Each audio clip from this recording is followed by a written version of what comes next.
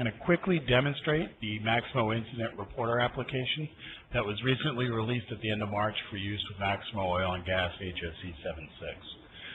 The purpose of the application is to allow your users on mobile or smart devices to quickly capture all of the details of any safety observations, hazard reports, or incidents that they observe in your live environment. Quickly push those up onto the server side of your Maximo install. So the way that we're going to do this morning is I am running the mobile application in an emulator. So you can see that on the left-hand side. On the right-hand side, I have a typical Maximo install. So let me just go back to the Start Center. So this is an Oil and Gas HSE 76 install, running primarily what we're focused on this morning is incident reporting. So what we'll do is we will create and submit an incident report through the emulator. So this is the person who's out in the field on their smart device, capturing those details and reporting those details, and then creating the incident. And over on the server side, what I want to show is how that initial triage is performed by the person who receives that incident. So let's take a quick look over on the incident reporter side on the left-hand side here. You can see we have a couple of options when we first go in. We have the ability to create a new incident, or we could view any incidents that had previously been created. So this morning we're just going to create a new incident. We're going to create a simple incident, so it's a truck speeding in the loading dock.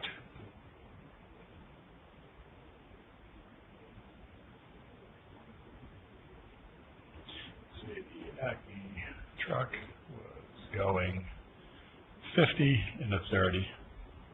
And as we start to work our way down, one of the things I wanted to mention before we get too far in is we try to direct this interaction with that mobile user. Right? The assumption is they might not be a Maximo user, or they're probably not a Maximo user. So the way that we've constructed the incident reporting applications on the mobile device is we have 4 sections.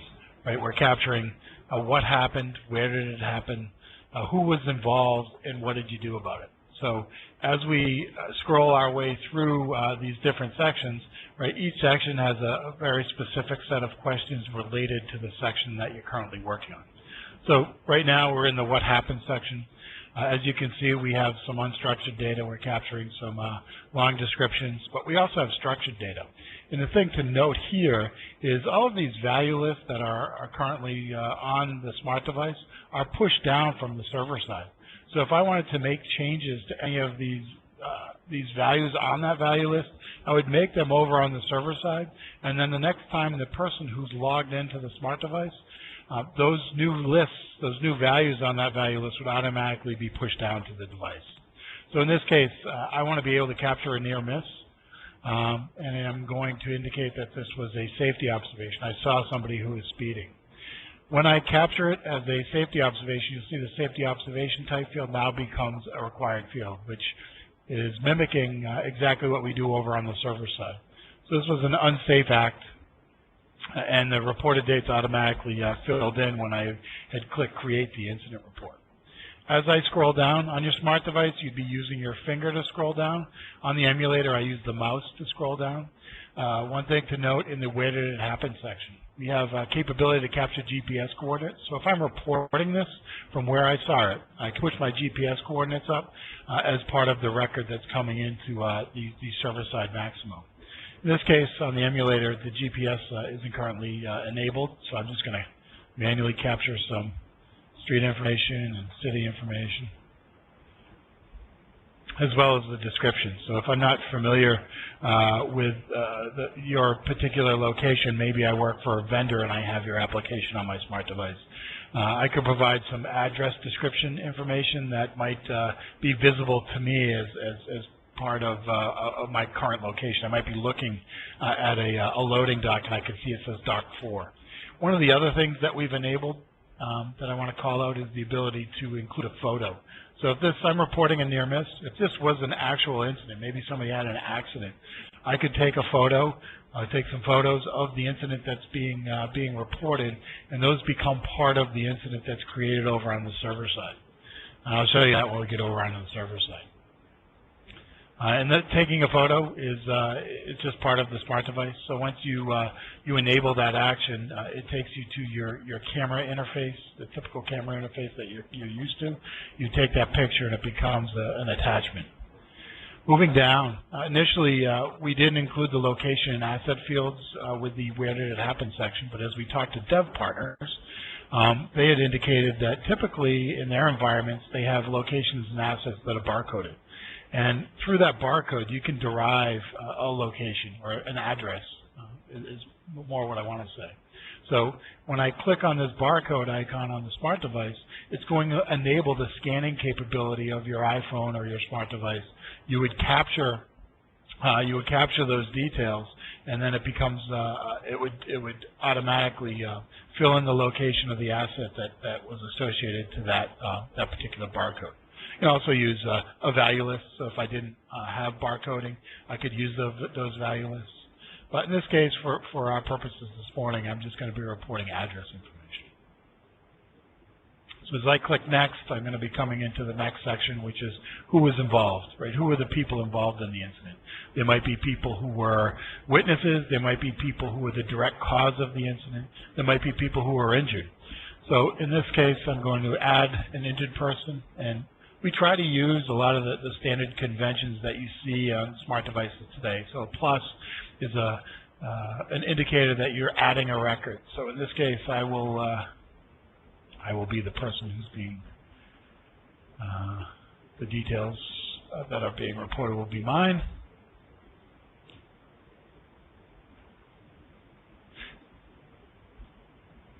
And we have different roles. And again, this is a value list that's coming down from the server side. I'll say I was the primary, so I was the person who was the driver of the truck.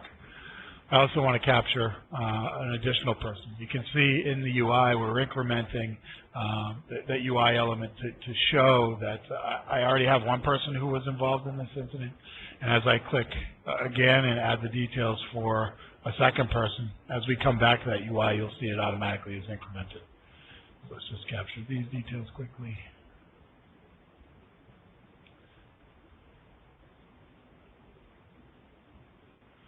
And this person role, rather than being a primary or a secondary, was a witness. They saw what had happened. So I'm going to create that person as well. Now you can see I have two people who were involved. The next area is actions taken. So we talked about the four areas, the what happened, where did it happen, who was involved, and then what did you do about it. That's what actions taken really are. So if this was a spill, maybe I put a sign in the area to warn other people who are coming through the area that there was a spill. In this case, I'm going to say that I warn the violator of the violation. That's one of the values that we provide out of the box. And I'm capturing two types of information. One is structured, which I can report on. The other is allowing the person who's doing the reporting to give to provide the color, provide some details of what they did, so they can. They told the truck driver to slow down.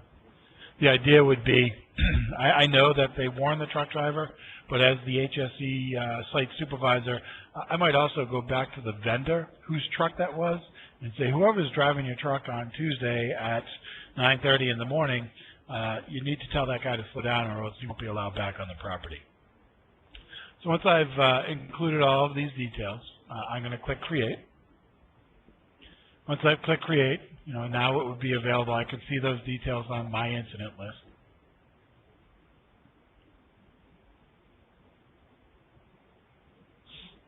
Just take a second to load.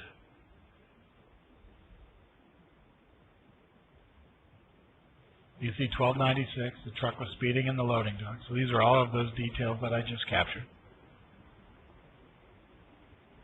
If I want to see the people who were here, I can see the two people that I included. If I want to see the details of those two people, I keep drilling in to a kind of a discovery type process to see all of those details.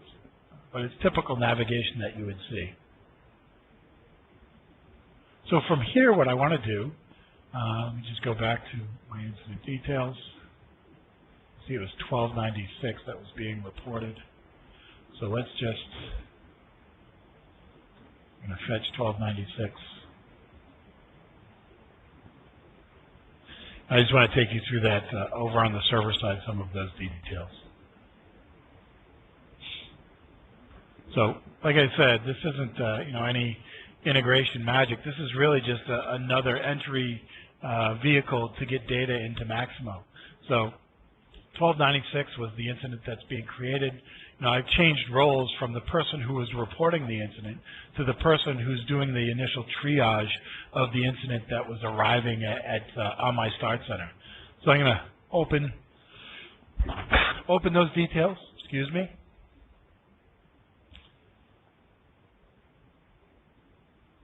And a couple of things to note that I like to call out. So these are all of those value lists that we were talking about, right? So the incident type, I reported this as a safety observation.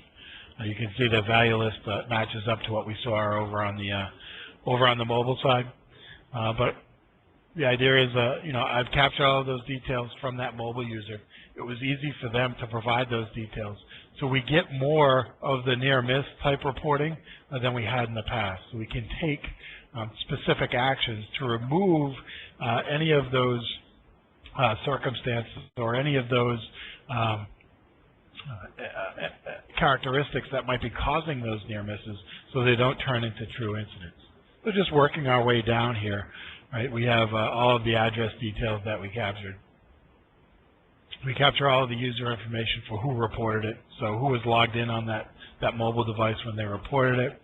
We have the incident details that we captured. It was a truck speeding in the loading dock. It was an Acme truck going 50 into 30.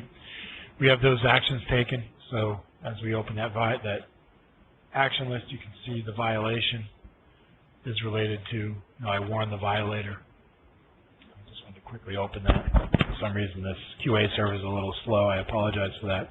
So this is, I captured the structured detail, which is violation, advising the violator of the violation. It's a little wordy, but you can change, again, you can change any of those values as you see fit. And then here's the color, right? I told the driver to slow down. And as we arrow down, if I had asset and location information, all of that would be here. Once we get to the persons impacted in the incident section, so I'm doing that initial triage. These are two people that I probably would end up calling.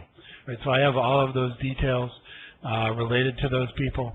As I open those details, you can see I have a section where I can describe their role. So if I called this person and I interviewed them, I might be capturing those details here. I can see quickly, without opening the details, what their role was. So Joe was a witness, Kyle was the primary person, so he was the person who was driving. Now, one of the other things I'm going to quickly call out is the role action. So in this case, this person was a witness, but if I had an incident that had a person with injuries, one of the things that we're providing in 7.6 is some new conditional functionality that's driven by SIGOps and security groups.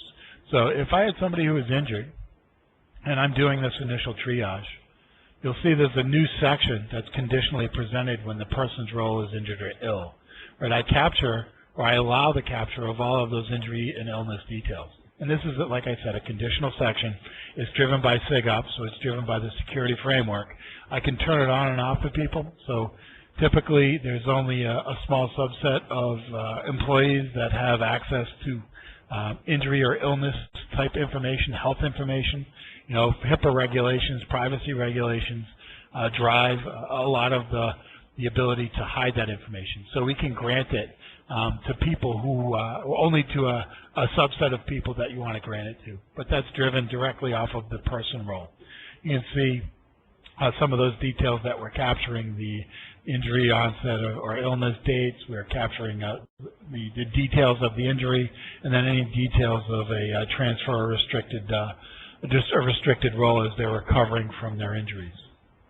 We also have a follow-up action section. So if I had an interview or I had to fill out some insurance paperwork, I could have some specific follow-up action assigned to this particular incident and then drive the completion of that using Maximo. We talked a little bit about taking pictures over on the mobile side. So if I did include picture attachments that were coming in, they'd show up in this section. I'd see all those details as well. And as we continue to move down, the final area, just some of those date fields. So the reported date is coming in directly off of the incident that was created over on the instant reporting application, and then the effective date automatically defaults to the reported date. It can be modified. So somebody might be reporting at a different date and time than when the incident actually happened. I can capture those details as well. So that pretty much wraps up what I wanted to talk about as part of this demo. Hopefully that gives you a good feel for what the incident reporter is all about. Again, it's a way to quickly capture for your mobile users who are on smart devices or tablets or iPads, iPhones, quickly capture and report the details of observations that they're making in your live environment. And hopefully it's a simple interaction, so they are encouraged to report near misses, so you can remove some of the circumstance and some of the characteristics that exist in your live environment in order to avoid near misses turning into real incidents. So thank you for your time. Again, my name is Kyle Harding. If you have any questions, don't hesitate to give me a call at kharding, Harding, @us.ibm.com. Thank you.